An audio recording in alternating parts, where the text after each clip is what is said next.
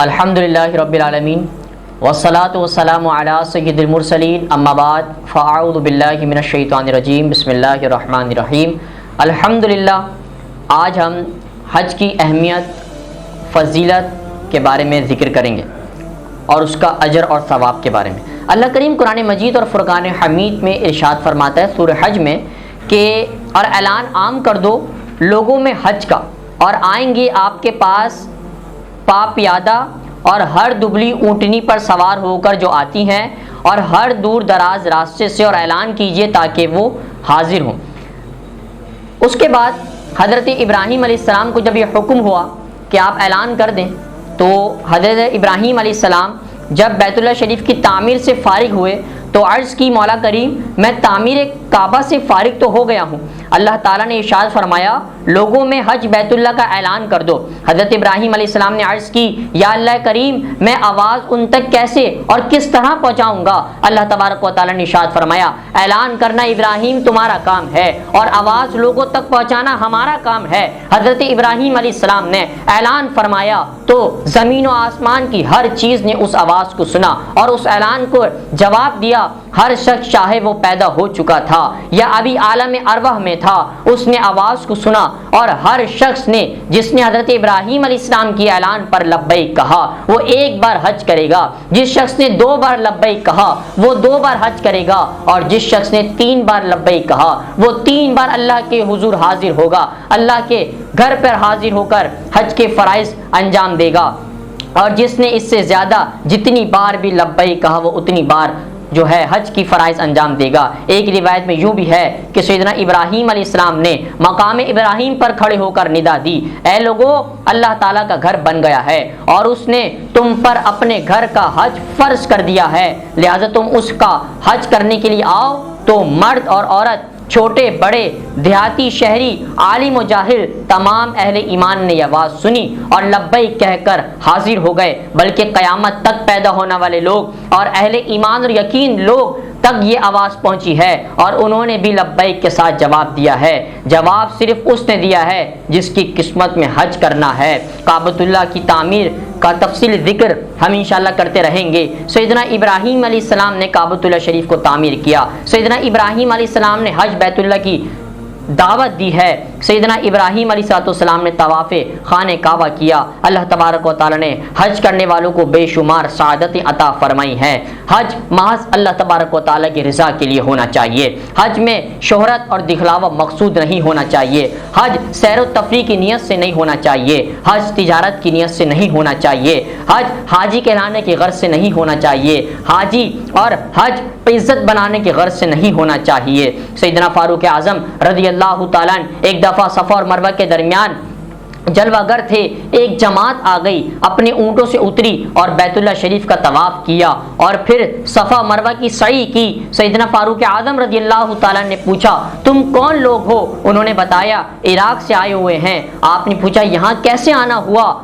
تو انہوں نے عرض کی حج کی نیت سے آئے ہیں۔ آپ نے فرمایا اور کوئی غرض تو نہیں، مثلا تجارت یا قرض کی وصولی یا کوئی اور کام؟ انہوں نے عرض کی سوائے حج کے کوئی دوسری ہماری کوئی نیت نہیں ہے۔ تو آپ نے فرمایا از سر نو اعمال کرو، یعنی سابقہ تمام گناہ تمہارے معاف ہو چکے ہوں گے۔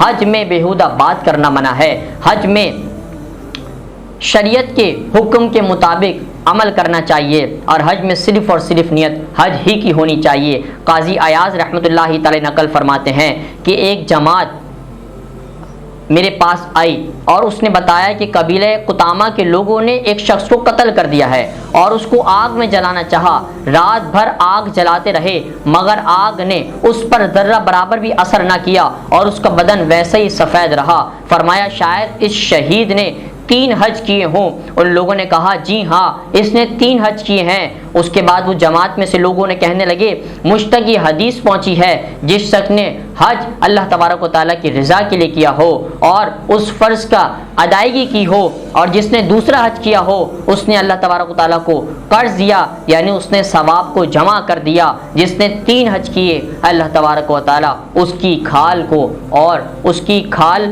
وبال پر آگ کو حرام کر دیتا ہے۔ یہ حج کے معاملات ہیں۔ اب سنتے ہیں سرکار دو عالم یعنی حضور رحمت عالم صلی اللہ علیہ وسلم میدان عرفات میں ہیں. حضور نبی اکرم صلی اللہ علیہ وسلم عرفے کی شام کو عرفات کے میدان میں دیر تک گریہ ازاری کر رہے ہیں, رو رو کر دعا مانگ رہے ہیں. اللہ تبارک و تعالیٰ کا دریا رحمت جوش میں آیا اور ارشاد فرمایا, اے محبوب تمہاری دعا قبول کر لی گئی ہے, اور جو گناہ میرے بندوں نے میرے سے کیے, جو گناہ میرے بندوں نے کیے میں نے انہیں معاف کر دیا ہے. یعنی جن لوگوں نے مجھ سے توبہ کی ہے, میں مہربان ہوں, میں رحمان ہوں, میں رحیم ہوں, بخشنے والا ہوں, میں نے ان کو گناہوں کو بخش دیا ہے.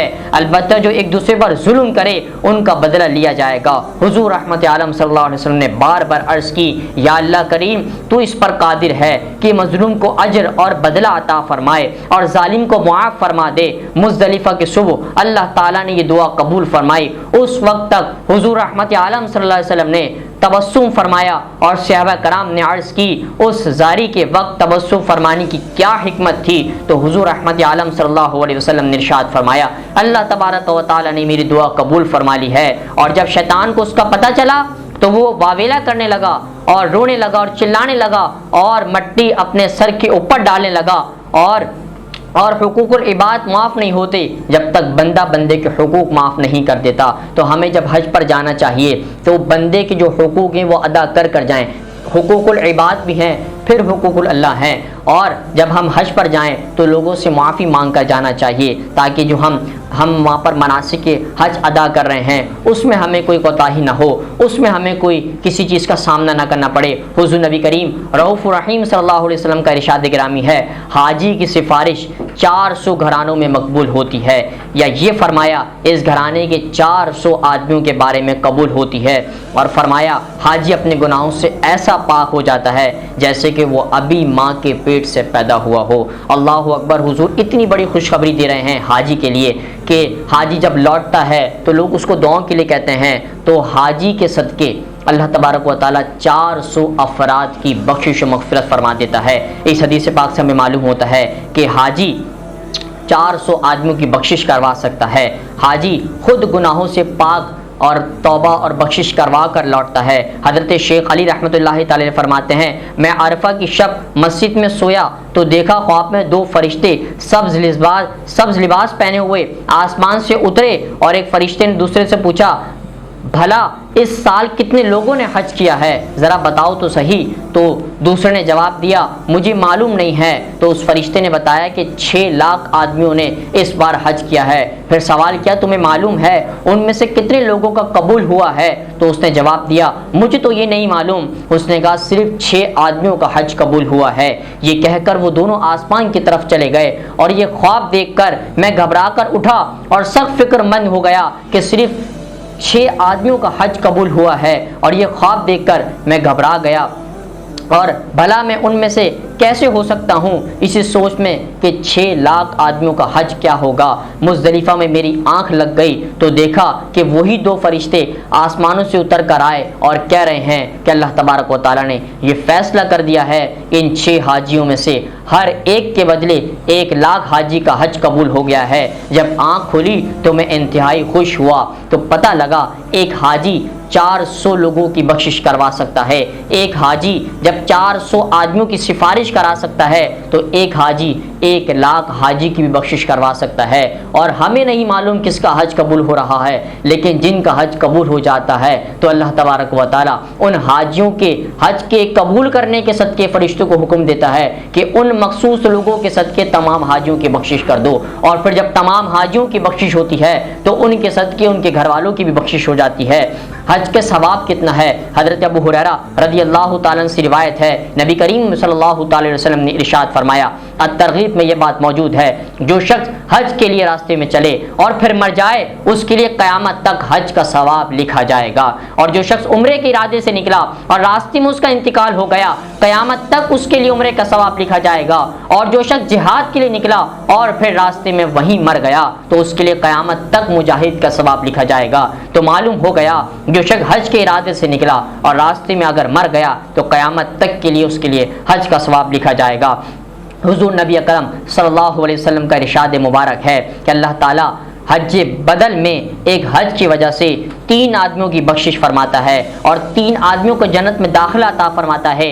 ایک مردہ جس کی طرف سے حج کیا جا رہا ہے، دوسرا حج کرنے والا، تیسرا وارث جو حج کروا رہا ہے۔ اور ایک اور حدیث شریف میں ہے، حضور رحمت عالم صلی اللہ علیہ وسلم نے ارشاد فرمایا، جو شخص کسی کی طرف حج کرے اور اس حج کرنے والے کو اتنا ہی ثواب ملے گا جتنا اس شخص کو جس کی طرف سے حج کیا گیا ہے۔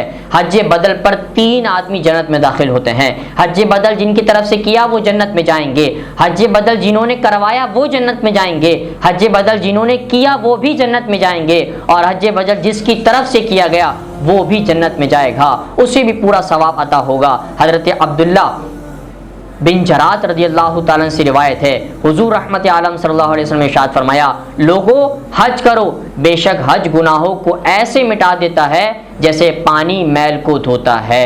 حضرت ابن عباس رضی اللہ تعالیٰ سے روایت ہے، حضور رحمت عالم صلی اللہ علیہ وسلم کے پاس ایک شخص آیا اور عرض کی کہ میری بہن نے میری نظر مانی تھی کہ میں حج کروں گی اور وہ پھر مر گئی ہے، اب اس کا کیا ہرجانہ ہے؟ حضور نبی کریم رؤوف الرحیم صلی اللہ علیہ وسلم نے ارشاد فرمایا، اگر تیری ہمشیرہ پر قرض ہوتا تو کیا تو ادا کرتا؟ اس شخص نے کہا جی ہاں۔ تو رسول اللہ صلی اللہ علیہ وسلم نے ارشاد فرمایا، اللہ تعالیٰ کا قرض بھی ادا کرو کیونکہ وہ زیادہ حقدار ہے قضا کا، یعنی اپنی بہن کی طرف سے حج کر۔ مشکات شریف میں بات موجود ہے۔